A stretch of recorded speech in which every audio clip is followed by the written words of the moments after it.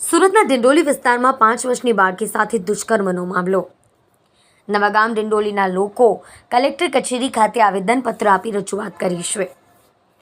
આ case fast track કોર્ટમાં ચલાવવામાં આવે જેવી પરિવારને ન્યાય મળી શકે। તે ઉપરાંત આરોપીને ફક્ત અને ફક્ત ફાંસીની સજા થવી જોઈએ તેવી સ્થાનિક લોકોએ માંગ કરી છે। આપનું નામ? મારું નામ અનિલ દિવાકર સોનકુસરે છે। કઈ વસ્તુને આજે કલેક્ટર કચેરી આવ્યો? સર ગઈ તારીખ 2/7/2024 રોજ બપોરે 12 કલાકે ઠાકોરનગર વિસ્તારમાં 5 વર્ષની બાળકી પર બળાત્કાર ગુજારવામાં આવ્યો છે। 36 વર્ષના એ નરાધમે બહુ ક્રૂરતાપૂર્વક એની સાથે બળાત્કાર કર્યો છે। એ નરાધમને વહેલી તકે એના પર સજા થાય અને આ કેસ ફાસ્ટ ટ્રેક પર ચાલે અને વહેલી તકે એનું રિઝલ્ટ આવે અને એને મૃત્યુદંડ મળે એવી હવે માંગણી સાથે આજે અમે કલેક્ટર શ્રીએ અને કમિશનર સાહેબ શ્રીને આવેદનપત્ર આપવા માટે આવ્યા છીએ।